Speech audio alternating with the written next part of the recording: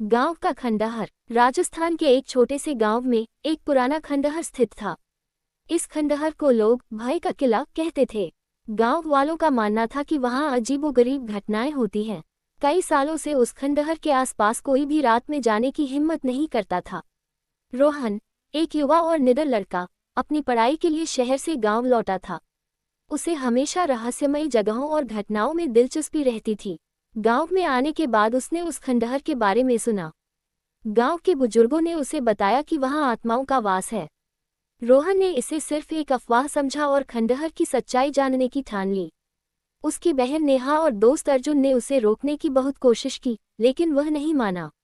एक रात चांदनी के हल्के उजाले में रोहन खंडहर की ओर निकल पड़ा। उसने एक टॉर्च और कुछ खाने का सामान साथ ले लिया। जैसे ही वह खंडहर के पास पहुंचा, उसे अजीब सी ठंड महसूस हुई। अंदर घुसते ही उसे एक अजीब गंध आई। खंडहर के अंदर दीवारों पर अजीब निशान बने हुए थे। ऐसा लग रहा था जैसे किसी ने खून से लिखा हो। अचानक रोहन ने सुना कि किसी ने उसका नाम पुकारा। उसने पलटकर देखा, लेकिन वहां कोई नहीं था।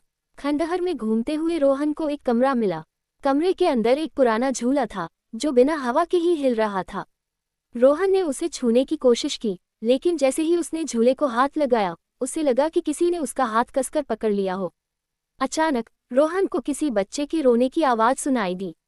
आवाज पीछे के कमरे से आ रही थी। डरते डरते वह उस कमरे की ओर बढ़ा। कमरे में एक पुरानी तस्वीर टंगी थी, जिसमें एक महिला और उसका बच्चा दिख रहे थे। तस्वीर देखते ही रोहन को ऐसा महसूस हुआ जैसे महिला उसे घूर रही हो। अगली सुबह रोहन ने खंडहर के बारे में गांव के बुजुर्गों से और जानकारी जुटाने की कोशिश की। उन्होंने बताया कि वह खंडहर कभी एक अमीर जमींदार का घर था। जमींदार की पत्नी और बच्चा एक दिन रहस्यमयी तरीके से गायब हो गए थे। कहा जाता है कि जमींदार ने अपनी पत्नी और बच्चे की हत्या कर दी थी और तभी से उनकी आत्मा खंडहर में भटक रही है। रोहन ने इस कहानी को गंभीरता से लिया और फैसला किया कि वह इस रहस्य को सुलझाएगा। एक रात रोहन अपने दोस्तों नेहा और अर्जुन को लेकर खंडहर पहुंचा। तीनों ने एक योजना बनाई कि वे पूरी रात वहां रुकेंगे और सारी घटनाओं का रिकॉर्ड करेंगे। रात जैसे जैसे गहरी होती गई, अजीब घटनाएं शुरू हो गईं। झूले का हिलना, दीवारों पर अजीब परछाइयां और हवा में किसी के फुसफुसाने की आवाजें।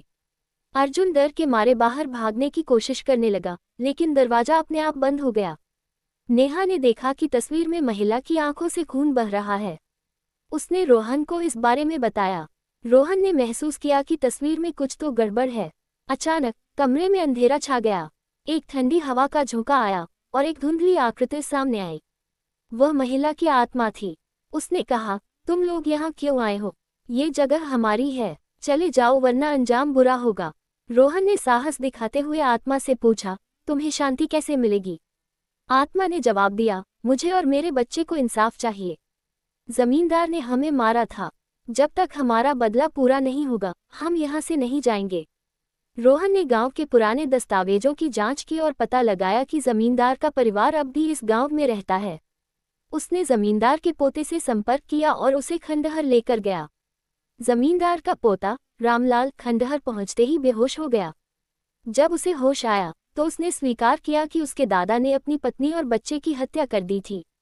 उसने आत्माओं से माफी मांगी और वादा किया कि वह उनकी आत्मा की शांति के लिए प्रार्थना करेगा। आत्मा ने रोहन का धन्यवाद किया और कहा, अब हमारी आत्मा को शांति मिलेगी। तुमने हमारा दर्द समझा। इसके बाद खंडहर में सब कुछ शांत हो गया। रोहन और उसके दोस्तों ने इस घटना को गांव वालों के साथ साझा किया। खंडहर अब भय का किला नहीं रहा। गांव वाले वहां जाने लगे और खंडहर को फिर से जीवित कर दिया।